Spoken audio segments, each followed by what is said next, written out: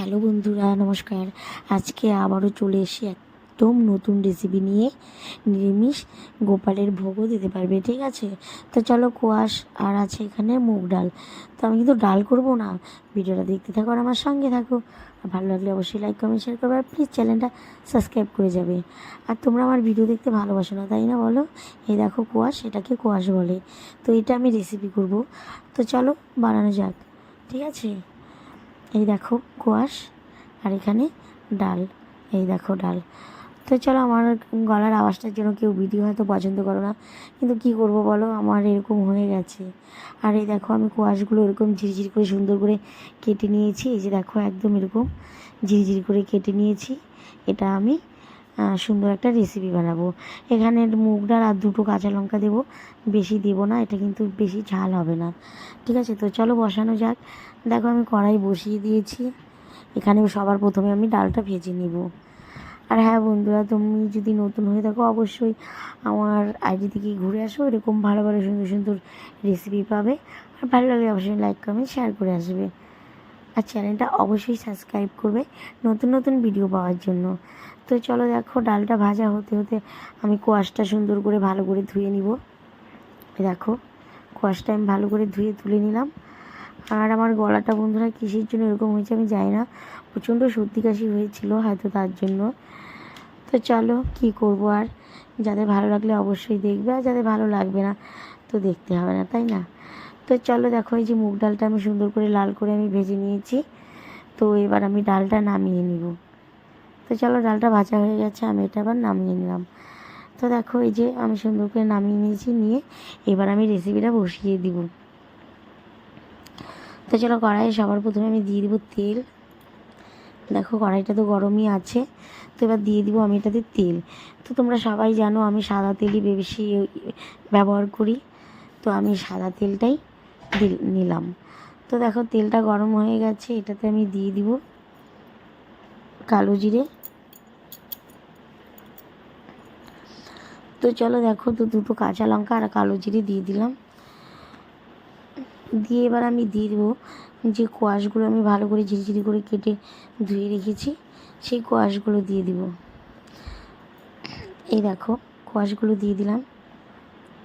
যারা কোয়াশ একদমই খেতে চায় না, তো এরকম করে কোয়াশ বানিয়ে দিবে, একদম বুঝবেও না এটা কোয়াশ না অন্য কিছু, একদম সুন্দর খেয়ে নেবে। তো চলো দিয়ে দিলাম হালকা একটু নুন, দিয়ে এটা ভালো করে নাড়াচাড়া করে নিয়ে আমি এটা ঢেকে দিব 10 মিনিটের জন্য।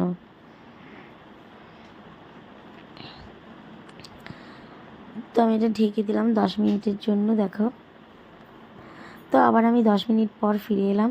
তো দেখো এটা সেদ্ধ হয়ে মজে একটুখানি হয়ে গেছে। তো এটা আমি কি করব বলো তো, এটা আমি হালকা ডালগুলো দিয়ে দিব, দিয়ে হালকা কিন্তু সেদ্ধ হয়ে গেছে এটা, কিন্তু তাও এটা আমি হলুদ দিয়ে ডাল দিয়ে আমি ভাজা ভাজা করে নিব। তো চলো এই যে ডালগুলো দিয়ে দিচ্ছি।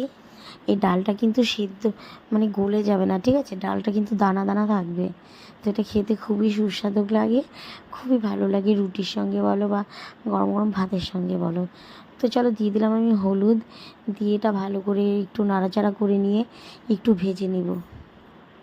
এই দেখো হলুদটা আমার কাছে একটু বেশি পড়ে গেছে, তো তোমরা চাইলে অল্প কমও দিতে পারো, কোনো ব্যাপার না। তো এরকম করে খুন্তি দিয়ে নাড়িয়ে নাড়িয়ে ডাঙিয়ে ডাঙিয়ে এগুলো সুন্দর করে আমি কিন্তু মেশা করে নিব। তো চলো এই যে এভাবে আমি ভেজে নিচ্ছি। এই যে দেখো, এই যে এইভাবে আমি সুন্দর করে ভালো করে নাড়াচাড়া করে নিয়ে ভেজে নিচ্ছি। তো বন্ধুরা, কে কীরকম ভিডিও দেখতে চাও রেসিপি রান্নার, তো অবশ্যই কমেন্টে জানাবে। তো চলো আমি ভালো করে ভাজা করে নিয়ে আমি দিয়ে দিলাম সামান্য জল, কেননা কোয়াশটা একটু সিদ্ধ হবে আর ডালটা আধা ফোটা হবে, ঠিক আছে? মানে আধা সিদ্ধ হবে। তো ডালটা কিন্তু একদম গলে যাবে না, দানা দানাই থাকবে। তো কোয়াশটা দেখো সেদ্ধ হওয়ার জন্য জলটা দিয়েছি। তো জলটা কিছুটা শুকিয়ে যাবে, তারপর আমি তোমাদেরকে দেখাচ্ছি। তো চলো ফুটতে শুরু হয়ে গেছে, আর এখানে আছে সয়াবিন, এখানে আছে সিদ্ধ করা আলু। তো আলু আর সয়াবিন দিয়ে তরকারি হবে। এখানে হবে ঝিঙে দিয়ে ডাল, আর উচ্ছে ভাজা, আর ভাড়ালি ভাজা। তো ভাড়ালিটা ভালো ছিল না, কালো হয়ে গেছে, এটা অন্য কলা ছিল, কলা গাছ, তাই। তো তো চলো, এখানে জলটা শুকিয়ে গেছে আদা। তো এবার একটুখানি জল থাকতেই কিন্তু আমি এটা মেশাঘষা করা শুরু করে দেবো। তো দিয়ে দিলাম চিনি, দেখো স্বাদ মতো চিনি দিয়ে দিলাম। দিয়ে আমি এবার খুন্তি দিয়ে এটা নাড়িয়ে নাড়িয়ে মানে নাড়িয়ে নাড়িয়ে এটাকে আমি সুন্দর করে একদম মেশাঘষা করে নিব।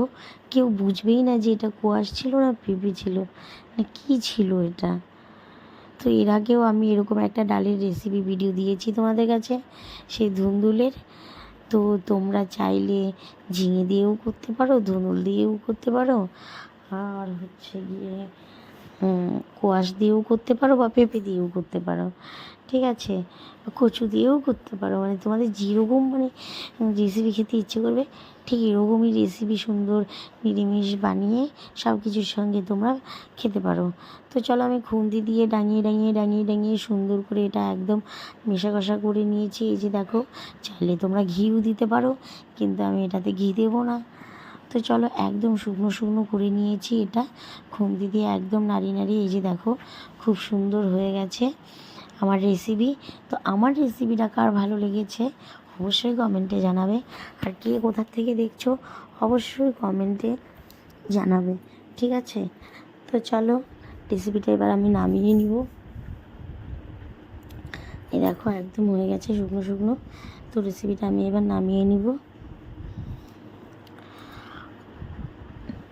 তো চলো, এত নাড়ানো যাবে না, এরকম মানে নাড়াতে নাড়াতে হাত ব্যথা হয়ে গেছে, কারণ কখন থেকে শুধু নাড়িয়েই যাচ্ছি। তো চলো, ফাইনালি নামিয়ে নিলাম আমি রেসিপিটা। আর তোমরা অবশ্যই ঘরে এরকম করে বানিয়ে ট্রাই করবে, খেয়ে দেখবে, ঠিক আছে। তো এই যে দেখো, খুব সুন্দর গন্ধ বেরিয়েছে, খেতে দারুণ টেস্টি এরকম। তো রেসিপিটা যারই ভালো লাগুক না কেন অবশ্যই কমেন্টে জানাবে। আর সবাই ভালো থাকবে, সুস্থ থাকবে। তো ভিডিওটা আমি